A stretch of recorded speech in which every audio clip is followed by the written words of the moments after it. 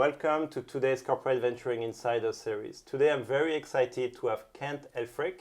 He's the Chief Technology Officer of GM and the President of GM Ventures. Kent, welcome. Thanks, Nicolas. So can I just start by saying that it's really an honor for me to talk to you and to really deliver some of the messaging about GM Ventures. And my whole path to this has been kind of unusual. So I want to make sure that we have a chance to talk through that. Absolutely. And to talk a little bit about the point of view that I bring to venturing and my whole job. So I get excited because that title that you just went through is like the best job, not only in the company, but possibly the best job in the world. So imagine that. Chief Technology Officer, Head of Ventures, and Head of Global R&D. Right, so that means we've got ventures and R&D side by side. Now the org chart will never actually fix any problems, but it always tells you what the strategy is, yes. Right? And in this case, we've got research and ventures in one group. So when you're in the ventures side, you've got the world's greatest back office, right? You're able to bring in experts to look at new ideas and new technologies and to be able to say, how does this address some of the problems of the enterprise? And if you're in R&D, this gives you a chance to actually test your orthodoxies and to test the things that you hold deep and dear because you've spent your entire career really focused on this one area. And there are sometimes people who bring in new thinking and new ideas or adjacent ideas, and this is even more important, adjacent ideas that allow you to maybe adjust your thinking just a little. And that gives us a whole new solution space. So having research and ventures together is a superpower. And I want to talk more about that, but all in due course.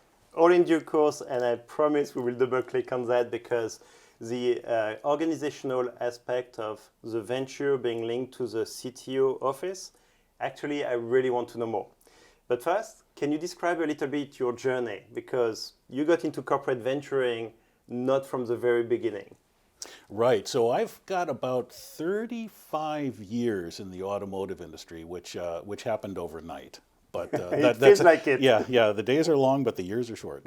No, the other way around. So this is for me the culmination of really self-development. Right. My whole career, I've actually joined GM 3 times. I've quit a few times. The first time I quit, I went to a startup in Ann Arbor, in Michigan, outside of Detroit. Okay. And I was there for several years, and then I came back to GM for a very specific role because they called me and said, "You would be perfect at this, and we think that you'd enjoy it." And I talked to my wife, and I said, "I'm going to go back to GM, and I'm going to stay there for as long as it's interesting, and then after that, it's going to be back to serial startup." So this was when I was in my 20s, right? So a long, long time ago. And it didn't stop being interesting for another 20 years. I mean, being in a large company is great for your own personal development because you can have many different careers in the yes. same company. So that's where I really cut my teeth as an engineer, and we had some entrepreneurial opportunities. I have a background as an electrical engineer. At one point, I went to Duke's Fuqua School and I got an MBA. In order for me to develop faster. And this was an interesting point because I was really focusing on experiences. This is part of my self-development journey. Experience. Always learning. Yes, and level comes as a function of excelling. And if you're really focused on experiences, then the levels and progression follow. But one time, one of my mentors told me, he said, "You can either live for another 10 years or you could go to school for 2, and that might be a more efficient use of your time." So that's why I ended up going back and doing the MBA, because that gave me, again, this adjacency knowledge, yes. Apart from just the pure technology and the technology leadership, that gave me a better understanding of the overall ecosystem. It allowed me to interact and network with people who are very different than I am. And in a large company, you tend to have your technical network in the industry. Yes. So allowing yourself to be tested against other industries is really important, because that's where these accidental learnings will pop up and they make all the difference. All right, so startup, come back to GM. At some point it's about 10 years ago now, I left GM again and I went to a supplier, Flextronics, who rebranded while I was there as Flex Limited. And we were originating the automotive group inside of Flex. And I originated the role of CTO inside of Flex. And that's why I learned the first rule of being a CTO, and that is your only job is to figure out how to say no. And to focus. When you can do anything, the role of the CTO is to give focus and to say, that's a great idea and we're not going to do it. That's another great idea, we're not going to do that. This is a great idea, we're going to do this one. And that allows the entirety of the organization to put all of their energy in a very focused area and increases the probability of success dramatically, right? And then I came back to GM, again, to search for a particular set of experiences, and that's led to where I am now. So, if you look at the course of my career, if there's a device on the vehicle that generates energy or uses energy, that has a wire connected to it, I've worked on it. If there's a mobile app or an IT back office that connects to a vehicle, I've been responsible for it, right? So that gives me a longitudinal view, and I'm blessed to have this longevity in the industry, but to be able to really understand how electronics and connectivity and autonomy and electrification have really happened in the automotive industry, that gives me a particular worldview, and that's all context for everything we're going to talk about now. Yeah, there's so much to unpack, but I'm going to pick one that I really liked. I think you made a very compelling argument about MBA when you said it helped you to test against other industries. And I'm sure we will talk about the 3 zeros of GM's vision, but this is a time where GM has to work with different industries than the automotive industry.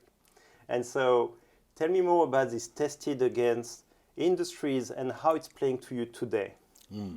Well, let me step back, because you introduced it, and it's really important. And this is GM's vision of zero emissions, zero crashes, and zero congestion. 0, 0, 0.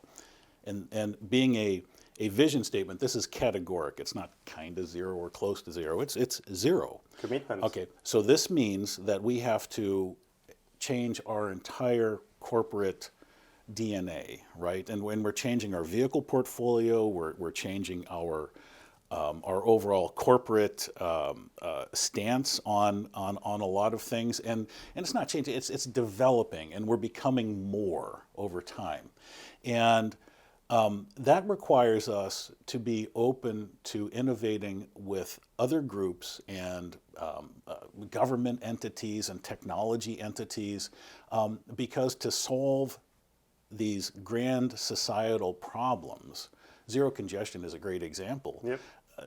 You have to have a very cooperative societal approach to this, otherwise you're not going to have that impact.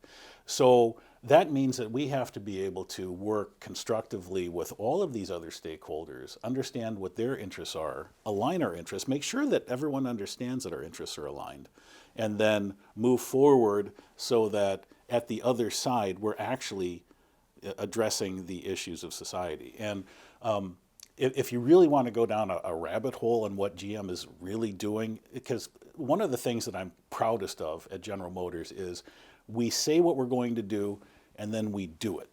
And I've had global leaders tell me off the record, they say, we love it when GM says something because we know that you're going to follow up on it. So if you go to gmsustainability.com, so gmsustainability, all one word, .com, you'll see everything that we're actually doing. And when I click through that, and especially there's a tab there called priorities, and it says here are the things that we're doing. We're going to be sourcing all of our U.S. electricity from renewable sources by 2025. I didn't know that because I thought the target was out there, and unbeknownst to me, we pulled the target ahead.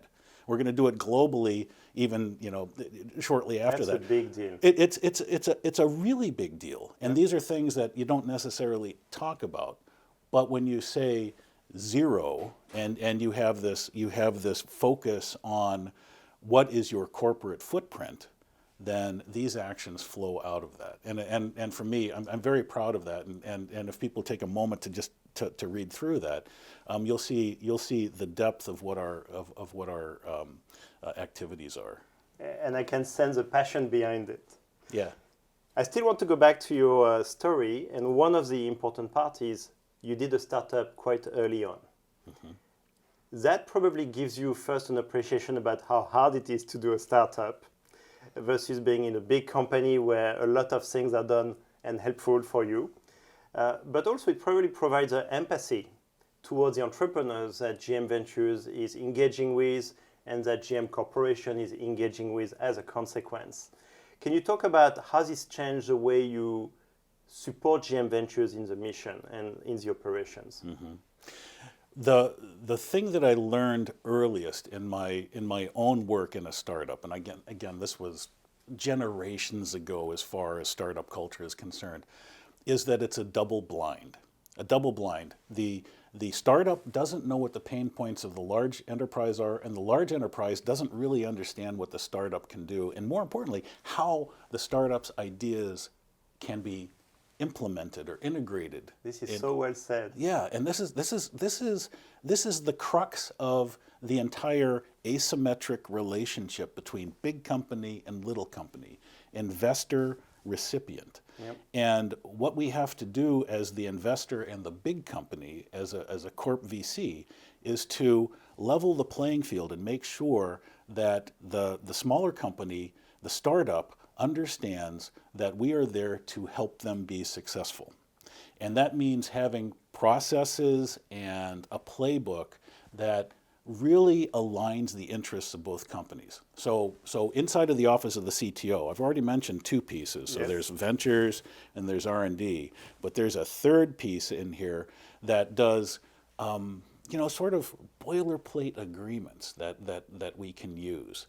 And so there's technology licensing agreements, strategic partnership agreements, material evaluation letters, as an example, all of which are pre-approved by the big company purchasing, legal, finance organizations, yeah. right? Because they are very protective of the big company.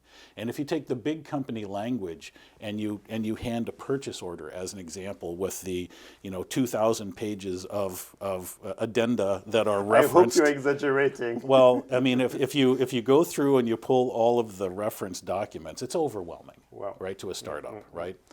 And so we make it very easy for a startup to say yes. And we also make it very clear that we're going to make them successful and that we are there to grow their pie.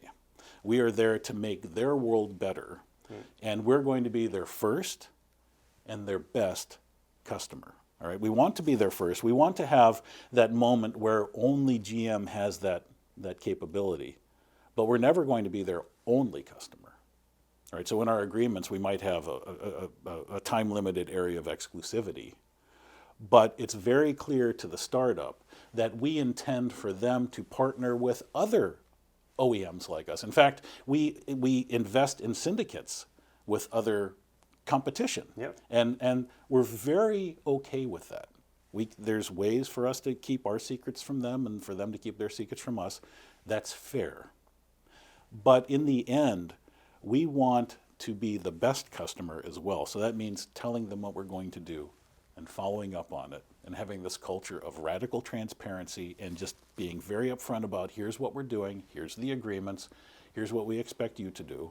And from time to time, there will be disagreements or missed expectations or failures to execute, maybe even on both sides. And by having that culture of trust and radical transparency, that makes it very easy for both sides to recover, all right, and for both sides to assume competence and goodness on the other part, and for us to continue the relationship. Because if you leave the relationship to be asymmetric, the interests don't align, Yes. And then eventually that leads to misunderstanding and then the collapse of the overall relationship. And that's not good for anybody. So you have actually described a few golden nuggets, but I'll start with the asymmetric. Many people talk about win-win. I like to talk about equal win, where it's actually symmetrical. Both have good values. And it's actually important to do that, because if you go for a small win and a big win, 2 years later, the one who's getting the small win leaves. Whoever had the big win is left with nothing anyway. So I think having this equal win, or what you describe as symmetrical engagement, I think matters a lot. Another golden nugget I really want to double click is a playbook. Because clearly you found a way to interface a big company with startups. And you made something which is bespoke for this type of engagements. Tell me about how this playbook has developed over time and how you're still refining it over time. So from the beginning, you can tell when things don't go well that it's a lot of times due to this asymmetric relationship. And I've been on the other side of the relationship from a big company to a small company when I was at a supplier, and with the startup way in the back. But I've also been on the other side of the table from research and ventures through the majority of my career. So I kind of understand how the dynamics play out. So as I've watched this over time, what really stands out is when you start seeing some of this mistrust, and it is allocated or attributed to process or legal or financial, and you'll hear this kind of over and over again. It's not about the solution. Yeah. And it's a red flag. It's a red flag that we are right now talking about part of this asymmetric relationship. Yeah. So then what you have to do is pull out, and it sounds very process oriented, but it's really more about repeatability, trust, very important, and speed. All right, and then the radical transparency, and I keep using that, and it's a critical thought. It's radical because it has to be at the core of everything that we do. Everything is visible to both sides, and both sides have to buy in to the relationship and to the transacting of data and the transacting of trust, right? So by having this playbook, we don't have to keep retraining everyone in the corporate functions of finance and legal and purchasing. We can simply say, these are the agreed terms, and if we're changing the basis of the way we want to run this, then we will absolutely change these. But until then, we're going to leave it static so that we have this continued transparency and trust amongst all of the parties. Now, as soon as someone wants to start deviating from the playbook, there's good reasons to do that, but you want to do it sparingly and carefully, right? And maybe not at the beginning of the relationship. So we haven't really talked about GM Ventures' investment thesis, but maybe I'll just start right there. Generally speaking, we're looking at A and beyond. We want to see something that is a proof of concept, that is something we can look at. But even before that investment, we can have strategic partnership, an R&D agreement, a material evaluation letter that give us a head start on evaluation. And this is actually a really good idea, specifically for technologies that are integrated into something else. It's not a standalone subproduct or thing. So in the case of GM and batteries, let me just kind of zone in on that use case right there. There are tons of companies that have technologies that can be integrated into a battery, whether it's a cathode, an anode, a pure material play, an electrolyte play, something having to do with the structures and the interfacial dynamics of all of these. Integration matters. Yes, it's all, and each one of these is a bit of a disruption to what we already have, because we have a lot of capital that's already developed. So someone will come in and say, I can reduce your costs by 30% and increase your range by 80%. Well, who doesn't want that? So I tell you what, why don't we do a very quick material evaluation letter? You send us something. We promise not to open it up. We promise not to do anything but take data and evaluate the claims, and we will tell you what we find. Yep. And that's all we're asking, and it's we're going on a date. We're not going to get married, right? Yep. And everyone's interests now can be aligned on that little ask. That allows us to see if there's a there there, If to there's see a if merit. right, and if our data doesn't match their claims, that gives us the opportunity to start proving we assume competence on your side. What did we miss? We tested it like this. It showed us that. Help us understand. Yep. And as part of that, Ventures is watching, because we got the R&D folks and the Ventures folks working in this mix all the time. Yep. So they're aware of what's going on over here. And as soon as we get an indication that, hey, there might be something here, we've already got some of the groundwork done over here, and it's primed. The other important thing is, because of the way GM works, research and product development are very closely linked.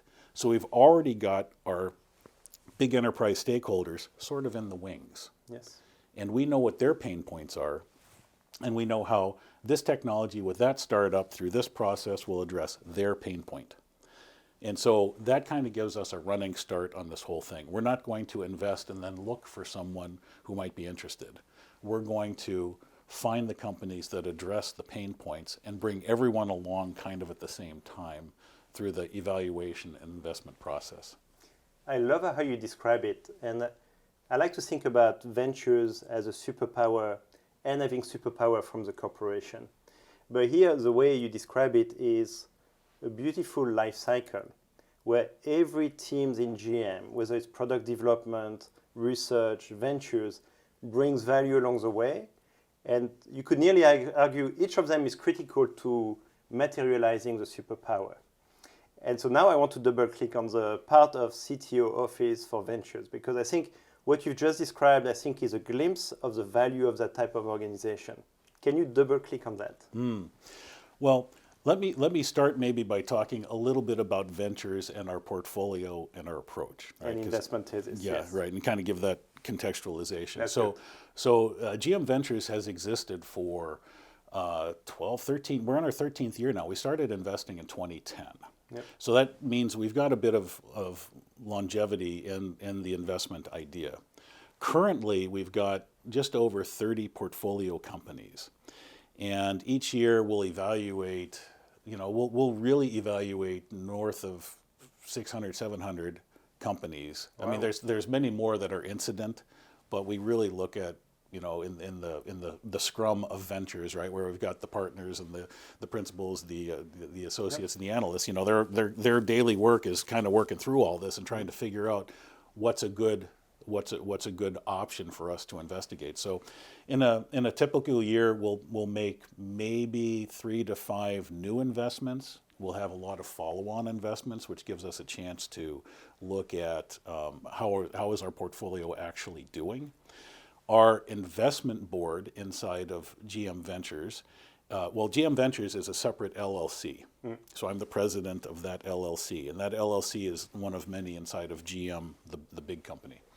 Our investment board is made up of finance and 2 people from product development who are all at the VP level. Okay.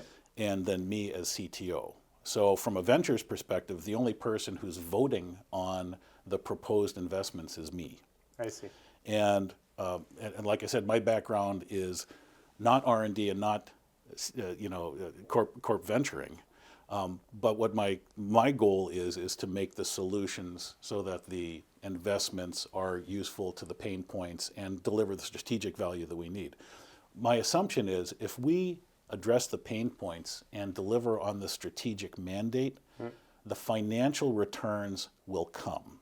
And that's been proven over the course of these 12 years. And there's a lot of discussion, I'm strategic so I don't have to deliver any sort of financial thing, or, what's your IRR on invention, right? Both of those are false choices, yes. Right? My idea and my observation from being on the other side of this whole equation is if you invest strategically and you keep focused on the mandate and the pain points of the larger enterprise, and these work out. Some of them won't, but in our experience, most of them do to a particular degree, then the economic value will follow. Yep. So I'm saying we're going to measure that, but we're not going to focus on that. We have to deliver the strategic value to the enterprise so that everyone remains aware of what it is we're delivering. Because if you're this isolated island of ideas over here, you're going to get defunded. It's never going to have the legs. Yep. So that interaction with the stakeholders is absolutely critical. All right. So getting back to the investment thesis, we have 4 main areas that we're focusing on these days. This has changed over time. All right. So as of these days, right, which is which aligns with the GM strategy and vision. Exactly, is autonomy, electrified propulsion, the customer vehicle interface and displays and connectivity, and then digital enterprise. And let me just kind of unpack some of these. So autonomy would be mainly technologies and things that can be integrated into our software stack. When I talk about our software stack, that goes from the deeply embedded inside the vehicle, through telecommunications to the edge to the cloud. All of that is one technology stack that we're dealing with. So we can inject ideas and technology anywhere in that whole stack. There's a difference between hard tech and soft tech. If we want to, we'll come back to that because that's a really important point. In the customer vehicle interface space and the digital and connected customer, that's someone sitting in our vehicle, but also mobile apps and what it means to be a customer. So we do an awful lot of work on things that are in the vehicle, like augmented reality HUDs, head-up displays, which give you lots of information in a very safe fashion while you're driving. That's a very fertile area for us to do innovation in. Which is part of zero crashes. Exactly. And that enables exactly a lot.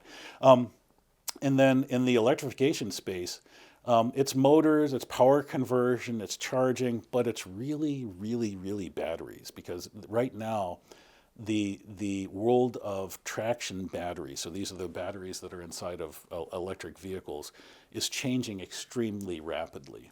So here we are in 2023, the lifespan of different battery chemistries is probably 3 years at a time, and new techniques and new manufacturing and new technologies that can improve the energy holding capacity or the safety of batteries, they're coming online all the time.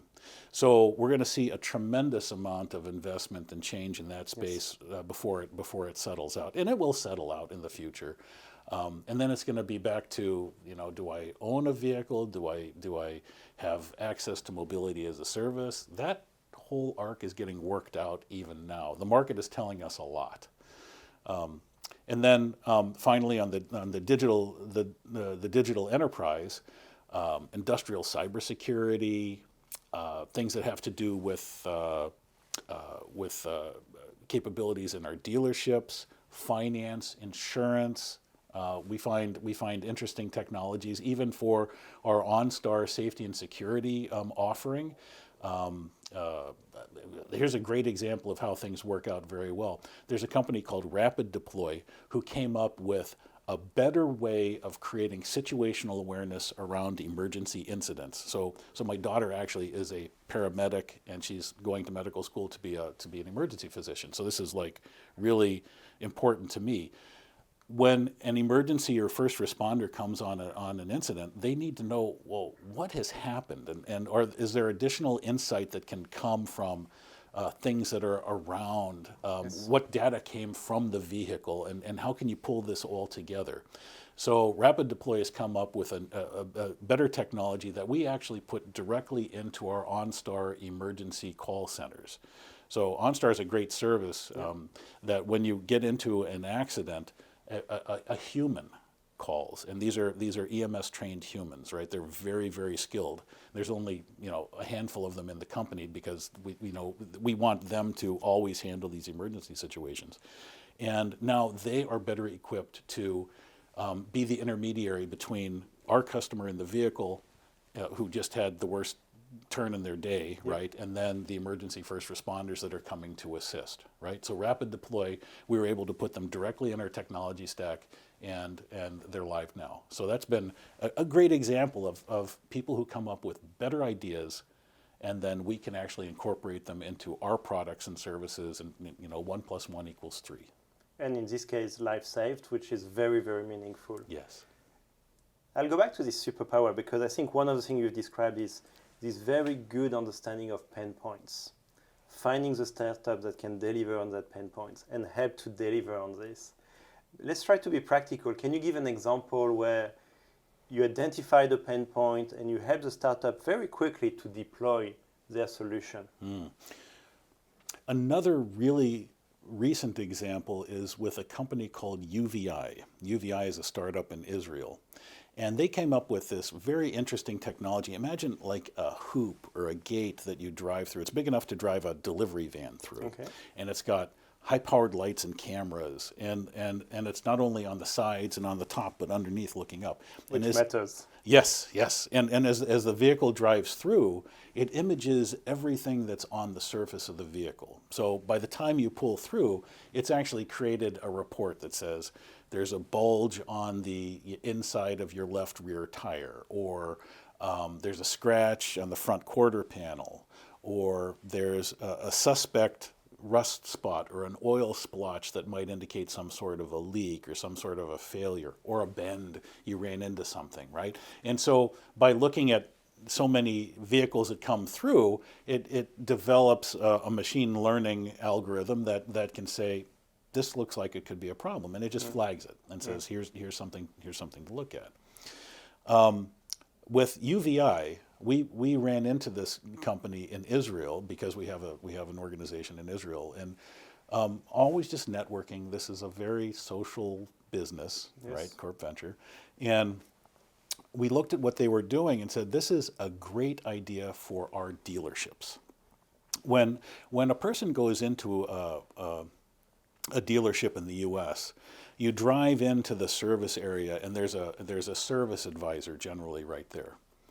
And a lot of people are a bit nervous about that relationship because service advisors might be seen as being people who are tending to upsell, right? Yes. And you want to have a very trusting relationship. So imagine coming in, and as soon as you park your vehicle, someone opens the door for you. It's, welcome, Mr. Sauvage. It's very nice to see you again. Here's your vehicle. Thank you for owning a GMC Acadia. We noticed that there is a particular dent on the edge of your wheel, and this might be something that you want to look at. And it's right here, and you point at the screen, and here's the picture of it. It is now a neutral third party of truth, right? Yes. This is just data. It becomes and fact. We're just saying this is the way that it is. Maybe there's a scratch or a dent, that if you want us to take a look at that, we can. Or a nail in the tire. Exactly. Or some sort of a bulge that's on the inside that wasn't necessarily visible. So, I mean, it's a very reassuring interaction to our customer and with the service advisor, so that they're able to have a much more, I don't want to use the symmetric word again, but it's a much more trusting relationship because here's the data that shows it. So we went from like initial conversation to agreement to investment to deploying it in our dealerships in about 8 months. 8 months. Yeah. It was Wow. it was remarkable. It was very fast from the initial discussion to this, because Ventures has intimate knowledge of the pain points of our enterprise and That's our a key. enterprise stakeholders. Exactly. Then we're able to say, I think this will really help in this use case and this use case and this use case, because there's a whole bunch of others. So not only in our dealerships, but say Bright Drop, which is our last mile delivery service. Imagine that any fleet has this at the beginning of their service bay. So every time a fleet vehicle comes in, it just registers all of the wear and tear on the vehicle, and maybe there's preventative maintenance that needs to be accelerated for this one versus all the other ones, or maybe driver X is kind of rough, or maybe delivery route X is kind of rough. So it's good to have that data, and again, it's objective. It's kind of it just is what it is, and you click on it and it shows you the picture. And you can't argue about that.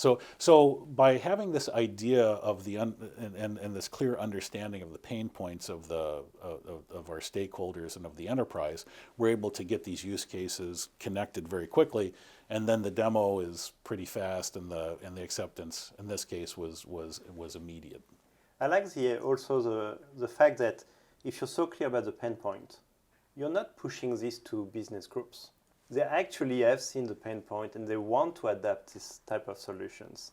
So you end up with a very smooth adoption inside GM. Right. And that's important. It's before the fact that we Yes. kind of understand how this is going to be. And the investment board that's going to be approving these investments will always ask. They'll always ask, what are you solving? What problem are you solving? Why is it better for us to put this money in? Yeah. Why is it better for us to invest in this company than simply have a transaction with the company later on? Why is it better for us to invest in this company instead of buying back our stock, as an example?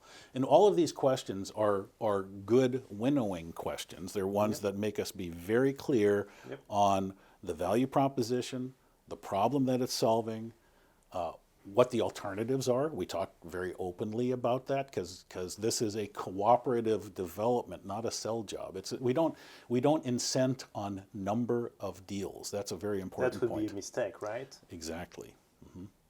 So again, aligning these interests internally and having that radical transparency around what it is we're doing and the value that we're delivering is, has paid benefits for many years inside of GM. I think you're painting a very compelling argument why entrepreneurs should go to GM Ventures. But I think you're also painting a very compelling picture as to why investors who invest in mobility should partner with GM Ventures. Because that understanding of the pain point means that you're validating the intrinsic value of this company and you have the ability to make them deploy, which means intrinsically you're going to increase their valuation just by investing and engaging with them. Is that like a secret weapon in some sort? It's not a secret weapon in the fact that we're very clear we intend to be these companies' first and best customers. I want to double click on this actually, because first customer is easy. Best customer is about mindset. How do you deploy that mindset? And it goes from recruitment to training to actually operation and execution. How do you cultivate this mindset? Yes. So the culture inside of GM starts at the top. So Mary Barra and her senior leader staff set very clear expectations for how we're going to work. And we have behaviors that we talk about. And when you join the enterprise, not GM Ventures, but when you join GM the enterprise, you ascribe to these values, right? It's going to be one team. It's on me. I mean, we've got these very specific things that if I act in a way that runs counter to that in a non-trustworthy way, I'll get called out. Anyone can call you on. Exactly. That's good. And this is really important. And we spend time thinking about this, not to a debilitating extent, but to the extent that it adds value to the company and it adds speed, because I don't have to worry if someone's withholding information, as an example. Many big companies, information is power and it's withheld. And GM, our focus on one team, unless there's an NDA or some other sequestration requirement, then it's expected that we are transparent with each other about everything that we're seeing. So that starts from the top. So now inside of GM Ventures, we do a couple of very important things, and this is really kudos to Wade Sheffer, who's the managing director of GM Ventures, and to his whole staff of partners, principals, associates, and analysts. They have acted in a way that is congruent with the GM behaviors, and they've been very upfront with our portfolio companies. They've been very upfront with our legal and purchasing and financial staffs, and over time that has worked itself into just the way we do business. So that's number one. Culture at the company comes down. All right, and culture eats strategy for breakfast. So if you don't have a culture of winning and goodness, then any strategy you have about winning and goodness isn't gonna take place. And you won't have consistency. Exactly. And everyone can see that. And then you have no trust. And then everything unravels very quickly. Yeah. That trust is made by inches over years and can unravel in a millisecond by one person. So this is really important. So that has to do with the onboarding and the training of people. Now, inside of GM Ventures itself, so this is very interesting. Wade Sheffer, the managing director, has a deep international background in purchasing. Great negotiator, a very talented viewpoint of the business writ large, can get to the crux of the matter pretty fast, and isn't snowed by aggressiveness or BS of any variety, right? Because he's seen it. He's been tested, in some of the most difficult negotiations that a big company has ever had. And so we partner people like that with skilled VC people who don't know the pain points of the enterprise, who are willing to ascribe to the culture, who are interested in being the first and best customer. The other thing, and we don't talk about this that much, but our real goal is to be the world's greatest CVC.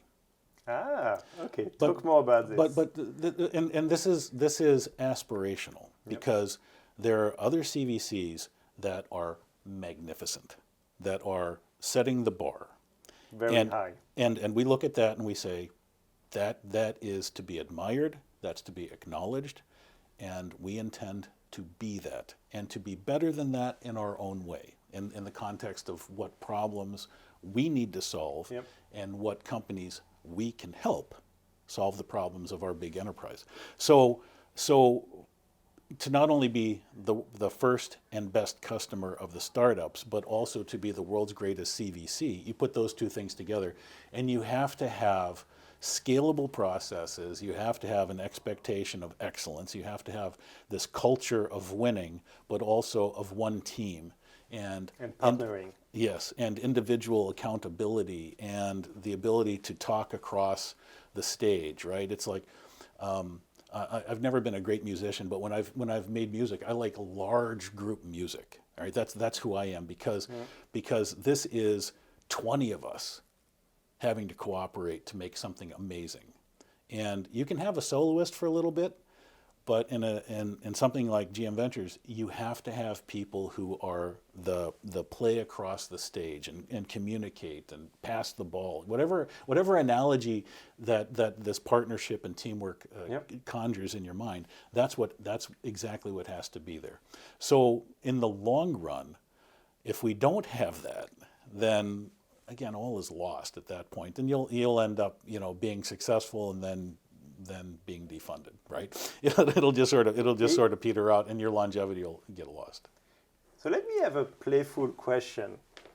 Do you think these syndicates, this partnership across CVCs and VCs, is it more of a symphony, or is it more an orchestra, or is it more like a jazz band? It's more a jazz band. There's an awful lot of so everyone has. It's a very great question, all right? So everyone has the basic sketch, all right? 8 bars, blues, and B flat. We all kind of know what the game is. We kind of know what the game is, best practices. Right? Yeah. And then I know that you're going to take the first 8, I'll take the second 8, they'll take the third 8, right? As far as who's going to be leading the discussion, who's going to be leading the music, right? In this improv, right?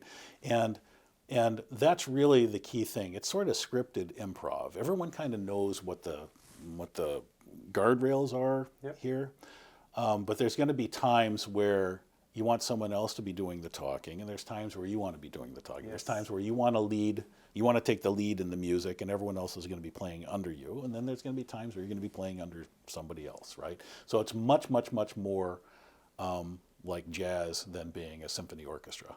I love that question. That's really I insightful. actually fully agree with that. And I think the best people, those who contribute the most, are the ones who know when to lead and when to be led.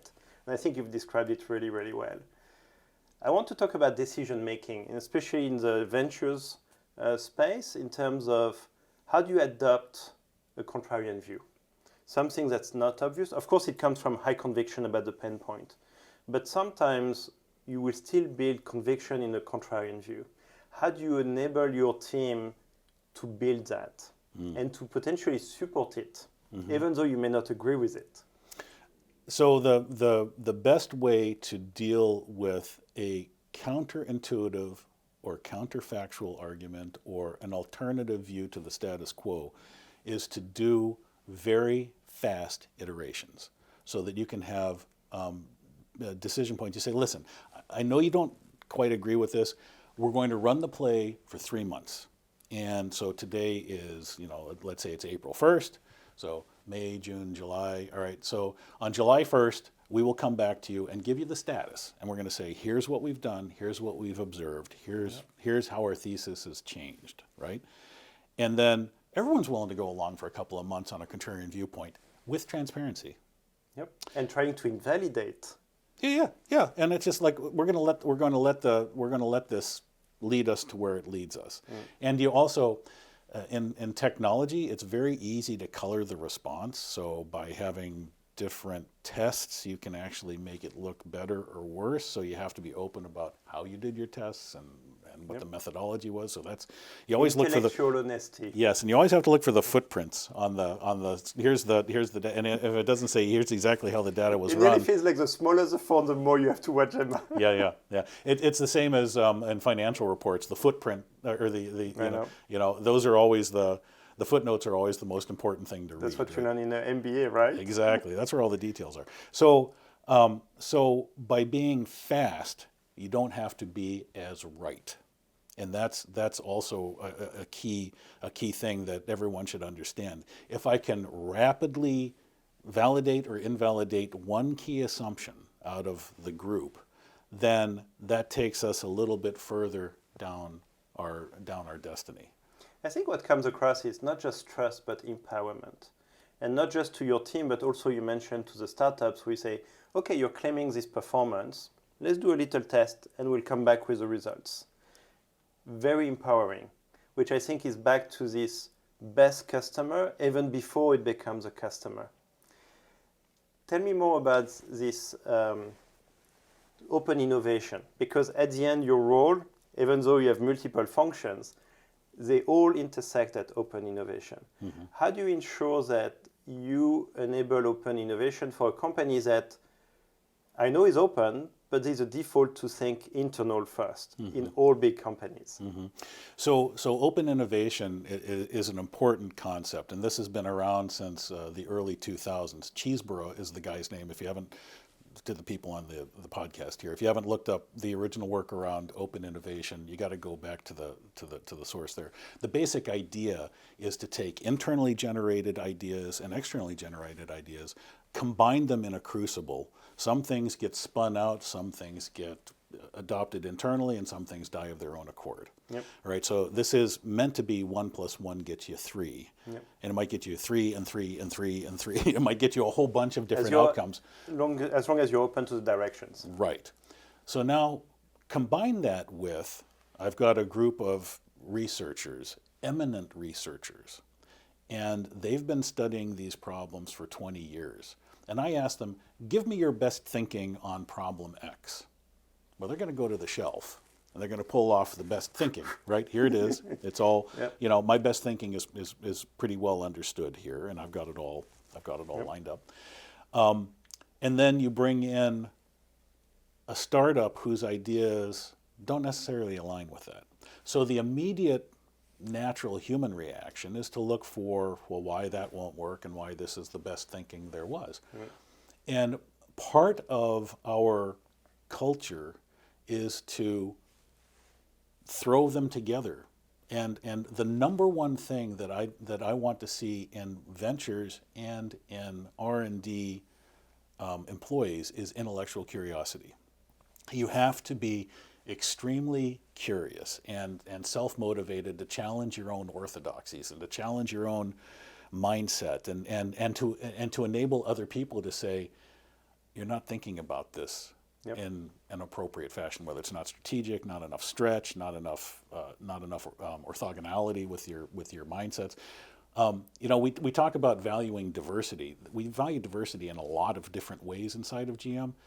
one of the ways that's really important in this space is intellectual diversity. People who are trained in different sciences, people who are trained in different schools, because schools do, a particular school and a particular professor, advisor can give a mindset and a worldview which is permanent and sometimes limiting, sometimes debilitating. Right, over the long run. So we have to find people who are curious enough to let go of some of these things and say, yes, even though I believed that, I now believe this. And then the rest of the world has to give those individuals grace and space to change.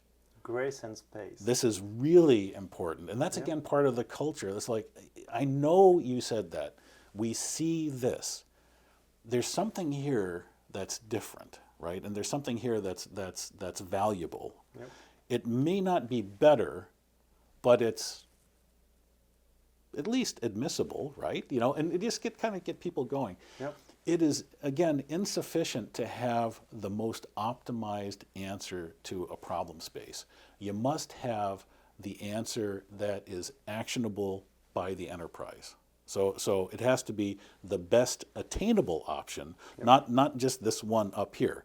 So if you've got researchers who are focused on this, MBA students are great at this. I got this analysis, and this is the position where we need to end up. And you say, well, this over here is kind of, well, you're selling short.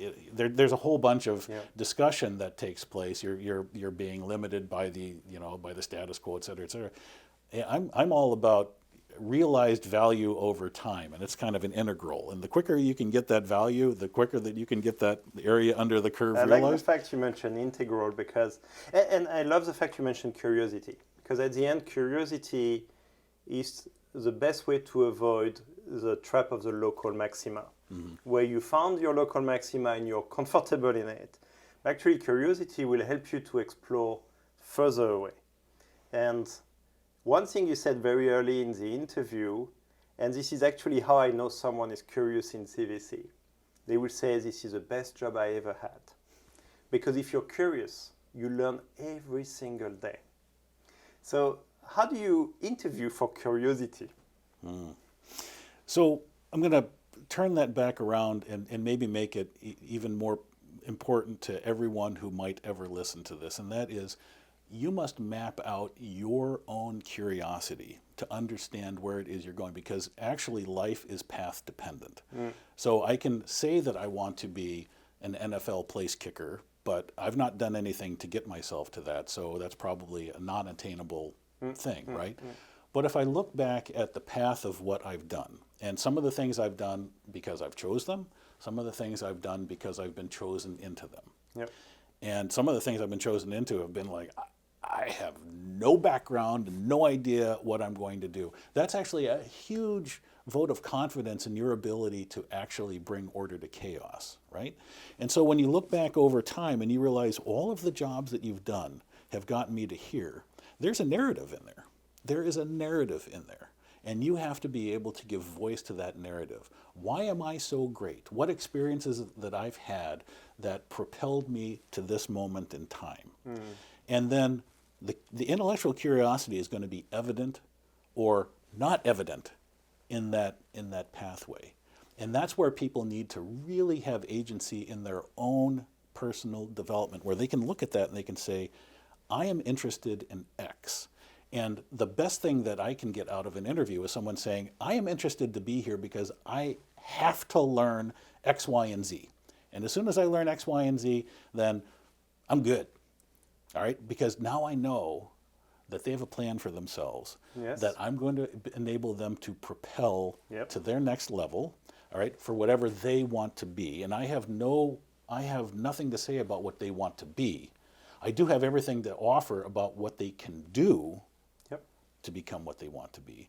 But if they have a narrative about what they want to be, that's what I'm looking for in the interview. And then I have to learn these things. And if we can provide them with the experience with the opportunity to experience or to learn those things, then it's a good fit. It's an equal win. Valuable for the organization, valuable for the individual. But you haven't answered, how do you interview for curiosity? Clearly someone has a plan, they've done their reflection, they know what's missing from their plan. How do you really assess curiosity? And this is really an open question because sometimes I can tell, sometimes I can't. Boy, there's a couple of things that I listen for. Whether a person is talking about an experience they want or a level. Does compensation follow the outcome, or does compensation, precede the precede the whole discussion, right? And the curiosity, comes also from what is the person doing for themselves? How are you? What are you doing? What are you doing with your spare time? Yes. Do you read? Do you mentor? Do you whatever it is that you do? Tell me about some of that, because what a person does in their spare time and how they apply that to their own self-development is really key to that next step as to whether or not we can provide them with the opportunity for self-development. Because in a big company, like I said earlier, you can have lots of different careers. Yes. But if there's nothing that is driving a person forward, and forward doesn't mean Upward. Yeah. right? It just means that they are insatiable in their ability and their desire to go and learn new things. That's really kind of what I'm looking for, and it comes out in the narrative. You can't. There are a few things that you can't train into a person. Ambition is one. Curiosity is one. Kindness is one. Those are the types of things that have to be uncovered through a person's own personal development. They can change and they can grow over time, but I can't teach that, right? I can model it, and people might find some benefit in it. I can model the opposite, and people can find some disincentive in that, right? And that's both of those are equally valid as far as learning is concerned. But to me, those qualities, those intangible qualities, really come out in the narrative and in the addressing of what this person's looking for. Very nice. I want to end with a question about what's next. What are you most excited about next? Wow.